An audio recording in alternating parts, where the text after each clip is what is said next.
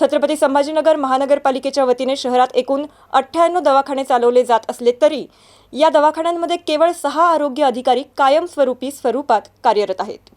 उर्वरित दवाखान्यांमध्ये डॉक्टर व आरोग्य कर्मचारी हे खासगी एजन्सीमार्फत तात्पुरत्या स्वरूपात सेवा देत असल्याची बाब समोर आली आहे।